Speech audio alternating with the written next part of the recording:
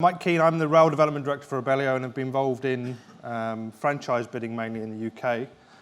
The title I was given, or the challenge I was given, is really to talk about, is it time to harness and improve customer perceptions, mainly focus on technology and the travel experience.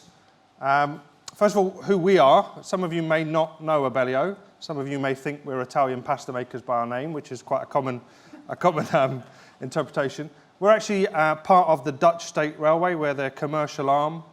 We run and operate transport companies outside of Holland. Dutch Railways is an amazing parent to have. They have a very large research and development function. They're extremely focused on delivering good customer service and value in Holland, and we, quite frankly, benefit from that and can bring across the channel a lot of innovation and development. It being Dutch, some of it's quite quirky, but a lot of it is very much focused on improving it. Abellio itself has been set up since 2000. We've been operating quite a few franchises in the UK, mainly Northern Rail, which is currently at tender, the Abellio Greater Anglia franchise in the old East Anglia patch, ScotRail, which we took over 4 months ago and are operating in an alliance with Network Rail, and then we operate a bus company in London, and Merseyrail, which is a very long-term concession, and it's interesting the debate is getting onto that, has allowed us to make some really big improvements over the time of running that franchise, and we still have a further 15 years to go on that, so it's something. Further abroad, we operate concessions in Germany. We have a development office in Scandinavia and looking to expand in Europe. So, topic of discussion, is it time to transform customer perception? I think the overriding answer I have to that, and the short part of my presentation, is yes. A lot of it has been talked about today. There's been huge growth in the industry, 1.6 billion passenger journeys a year. We're running at about 5 to 7% passenger growth, which is a staggering number. We've doubled the passenger numbers in the last 20 years, and in the last 5 years alone, that's gone up by 25%, and there's not many predictions of that slowing, in fact. There's also major macro trends happening. I don't know if anybody has children around the 16 or 17. They're just not buying cars anymore. When I was that age, the first thing I wanted to do was buy a car. That's not happening. It's a function of urbanisation, it's a function of the cost of car, but it's also a function of the fact that transport is becoming that bit easier. The question I have, and partly what this presentation looks at, is I think we are approaching a tipping point for rail and public transport, where that we will see ourselves move much more to that European model, where we're using it a lot more frequently.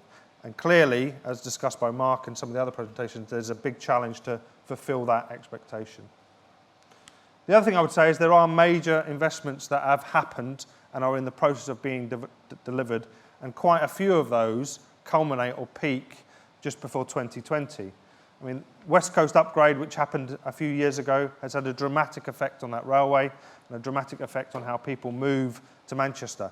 The thought of flying to Manchester now is just an anathema, whereas before that was probably the easiest and simplest way to get to Manchester.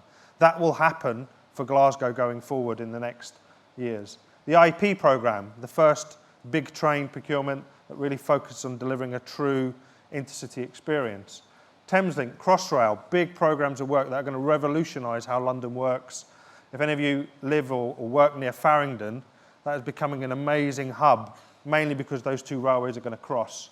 The Northern Hub, we've operated for Northern for 10 years. When that franchise was let, it was let on a no-growth agenda and a no-growth expectation, and we've seen huge growth in Northern that, quite frankly, we've struggled to accommodate within the economic and political frame that we've had. Northern has an amazing opportunity in the next 10 years to actually grow and plan for growth. Egypt, Edinburgh, Glasgow electrification, we're delivering that now. New trains, brand new Hitachi units going into Scotland. But also, probably more importantly, there's a Highland mainline upgrade project that runs into Inverness that really tries and brings Scotland, particularly the Highlands, into the Central Belt more. And of course, as talked today, borders, the first railway in 100 years, an absolute key focus for us, and something that will transform that part of Scotland. Technology, if it is a dead zone here, most of you will be getting technology withdrawal. It is an absolute part of our lives now, and it's really getting to a converging point. There's a lot of developing technologies, particularly from the railway industry, that are out there. Smart devices, not mobile phones, smart devices are now high penetration rates, around 72%. NFC payments on phone. Apple themselves have close to 1 billion account holders now. I think that's 1 in 5 people in the world have an Apple account that they, through the NFC phone, can actually start transacting across railways and other retail outlets. Big data, the ability to look at data, analyze it, trend it, understand what your customers are doing is really at a place that I've never seen, and it allows us to really start to look at what customers want and how to deliver it, and normally deliver that in a very cost-effective way. Smart advertising, for those that have seen the film Minority Report, that is not too far away, where you will walk up to an advert or be on a train on your iPad, and you will get a very, very tailored advert to you. You may not want it, but you will get it, and that's really about big data, telephone technology converging. Wi-Fi, Kirsty mentions it, it's become a commodity now on the railway. The issue now is not do you have or don't you have Wi-Fi. The issue now is what is the quality of that Wi-Fi and how it will start to improve over time. And then finally, the rollout of 4G. Up until the end of 2016, it's been rolled out by the major phone companies. This will have a dramatic impact on how people use data and how they use those kind of devices on the train journeys. Technology is just at that point, coupled with a major investment where you can really start to influence customer journey and perception. There's several trends going on. I mean, personalization of travel, how you interact with train companies is changing. A lot of the time you don't interact with train companies. In fact, the only interaction you have is when you sit on the train. Big players like Google, Apple, even Trainline are starting to get into that customer ownership.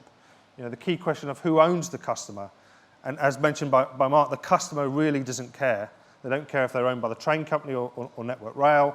What they care about is the experience that they're given, and the computer they hold in their hand, the handheld device, is the thing that's driving that experience and interacting with them daily.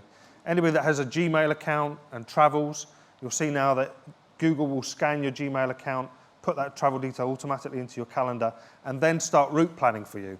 It is impressive how that technology is moving. Always online, always connected. Everybody knows that. There's very few times now when you don't have the ability to look onto the internet. Knowing your customer is always valuable. That is getting a lot easier. It's also getting a lot more fragile. You know, Twitter and the ability for customers to give very direct, instant feedback is amazing, and it's amazing how it's transformed the customer service departments in the train companies that we run. Transparency of cost and journey. You know, the move to smart card, the move to open and transparent fares has some impact. You know, you can go into your Oyster account now and get instant refunds. In fact, TfL have proactively pushed instant refunds to you now if you've had disruption. That's an amazing thing for passengers. C2C, one of the first railways to really move down the automatic delay repay. That's something that will become a commodity going forward. It's something that customers expect, and then instant feedback. I mean, really, it's how long, and one of my big threats or opportunities to the industry is at what point does it horizontally separate? At what point does actually Google or Apple or one of these big integrators own that customer data, and the railway itself just becomes a commodity provider of transport? Customer perceptions. The key focus here is perception. It's not necessarily what we would describe as experience. It's how that individual perceives their journey, and then how you enhance that experience. Perception, experience, a lot of that talks to emotion. We use classically Maslow's pyramid of needs, which is as you go up the pyramid, you get more into the more ethereal needs and slightly harder ones to fulfill, but the ones that have a much bigger impact on customers' emotion. We categorize our customers into 2 types mainly. The people that must travel and the people that want to travel, which we call the lust passengers. And that really drives how we interact with them. The must travelers, your classic commuter, want something very different from your lust traveler, the guy or girl that's looking for leisure, looking for an experience. And at the top of that pyramid is really experience and comfort. You know, and a lot of the bids that we've done recently and the industry itself is adapting to is really trying to make sure that you have the basic hygiene factors of safety, reliability, giving ease and speed, but that's not going to get you great customer feedback and experience. It's really getting to those higher echelons, and some of the things I'll talk about in a minute explain how we're trying to tackle those areas. What is the ideal journey? I mean, this is just a little schematic that shows 2 journey types. One that has ups and downs and some bad points, but a couple of good points, and one that has a much more steady average good. So I think the question I would ask is, which one do you think, from a perception point of view, is the ideal journey? Through research that we've done in Holland and some in the UK, the actual answer is answer A, not the one that has the steady, good experience. There is a key psychological heuristic that drives this, and it's called the peak-end rule. And that says that perception of travel, and it's really important to talk about perception, is really driven by 2 things. The most intense part of that journey, whether pleasurable or not pleasurable, and the impact it has on you, and the end of that journey, your final thought. When I was interviewing for jobs, they always said to me, either be first or last. It's that last impression. When kids go for their jabs for inoculation, most of them, after time, remember it fondly. And the reason for that is because they're given a lolly or a sweet at the end of that experience. So the peak and the end are absolutely key to driving customer perception, in our view. The interesting thing about a railway journey is that peak's probably there, hopefully on the train in a nice, relaxed environment with a seat. But the end isn't, and I think this drives us in Abellio and the other industry and we've seen it as an industry trend, to really focus on stations. That's the key point where people enter your network and leave your network.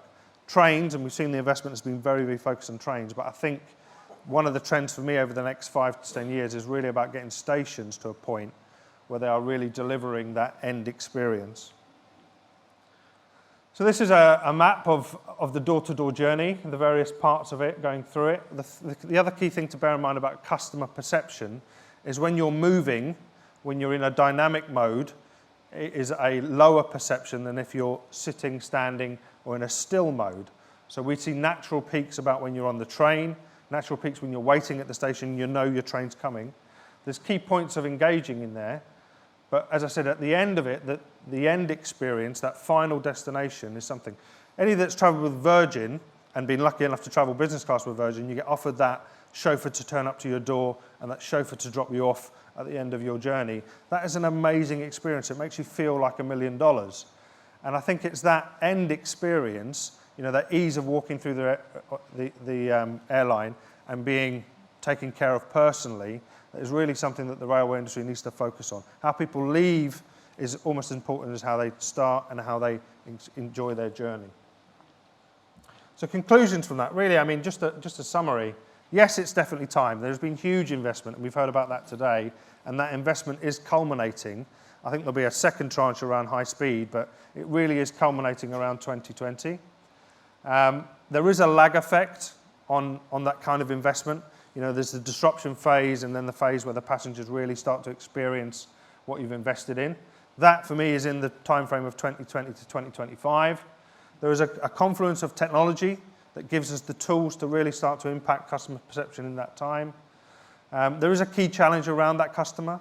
You've seen market entrants that are looking at not how you run a train, but how you really engage with that customer and the mobile phone and the smartphone is a key tool for that. Customer experience doesn't necessarily mean an overall average good experience. There are peaks and ends that are really, really important. So just on to the second half of my presentation, really, what's Abellio about doing and what's our approach, just to give you a flavour of the industry, I guess. Some of you will be familiar with this. This is the drive for innovation in the industry. There's been a step change since the last West Coast franchise about innovation. We now, as bidders, have to put into our bids 1% of our turnover purely to be spent on innovation and innovation funds. A lot of that is going on customer improvement and customer focus. We're focused on sort of 3 main areas: relevant and real-time information. There's nothing more important in the industry to know what's happening. There's nothing more important to a customer to know where they are on their journey, what's coming next, and how they can adapt to it, particularly during disruption. Pay any style, anywhere. The concept of paying with cash or carrying a card ticket will be outdated. We're investing heavily in ways of paying that are absolutely seamless and easy. We're starting to look at business cases now where we're taking gates out of stations because The minute you walk onto a station, you're recognised, you're already in a network where the train operator knows you're there. We can map and track you onto the train, and we can see you travelling, and we know when you get off, and therefore we can complete your journey for you and bill you after the fact. So we are genuinely looking at business cases now where we're taking impediments to travel out of stations like gates. Truly multimodal, and the door-to-door experience. So that's from when you wake up in the morning to when you finish your day and you're at home again, how we manage that whole experience, not just the train journey element of it. Last couple of slides. So our approach really is to understand. So again, based on some Dutch research, we're looking heavily into train and station experience. We've created some archetypes of passengers. We use that to cater and to map over their experiences. We find it a good way of grouping a customer experience and perception. We map it through the door-to-door journey, understand where the pain points are. You'd be amazed how many times if you just fix something very, very small. I mean, the classic one is actually telling people where their train is departing from, their platform. So there's none of that waiting for that platform to come up. You can go and you know exactly where you have to go. If you can push that early to people, your train will be on platform 9, then that really helps that overall experience. Mapping Twitter and other things in real time. So this is an example we have from Merseyrail, where we map it in real time, feed that into our customer service hosts, and really have them proactively challenge. And then finally, solving the problems. It's great analysing and discussing and reviewing a problem, but ultimately you have to solve it. Just some of the examples of what we're doing. So we're rolling out a real-time crowding app. This is something that will be available on smartphones, but also at stations. This is getting rolled out in ScotRail as part of the new fleet deployment. This will tell you, long before you arrive at your train, how busy it is, where the seats are. It's quite common on trains that there is actually capacity. There are seats available, but they're not where you're traditionally used to standing. And this app helps move it. We've rolled it out in Holland as well, and what you see is people standing on a train, and when it gets refreshed, they move to where there's seats. That helps customer perception. It helps that value for money perception that you're paying a lot for your ticket, but you don't even get a seat. The development in screen technology is amazing over the last few years. Anybody that's bought a TV recently will recognise that. It is becoming a lot cheaper now to put information, good quality information that's clear to understand, on even the smallest stations. And I think rolling out that station development around CRS to some of the rural stations is something you'll see over the next 5 years. The Internet of Everything, this is about putting everything that's on a station on an IP address, communicating with it, understanding it, not having to send somebody out to turn it off and turn it on again. You can do that remotely at least. And then lastly, this is about smooth travel through your mobile phone. You don't need to buy a ticket. The days of having to buy a ticket are gone. In Holland, we've had smart cards that are post-pay. You travel as you will, you travel freely, and then after the fact, you're billed for your travel. There is mobile phone technology coming that's very, very close to that, and is driving a different way to think of how people integrate with stations and how they get on the trains. So really just to conclude, I mean, I think it is absolutely the right time to be focused on customer perception. We're definitely going through the build phase, and I think there is a plateau phase where we can really capitalise on the investment we've made. There is a key role that technology plays in that, and I think technology is at that point now where it can really assist us. But there is also a threat for the industry that if we want to own our customer, and there's a reasonable debate about whether you do, or whether you want to become that commodity player, we have to move now as an industry to do that, because there are big players that are starting to come into that market and will take the customer with them.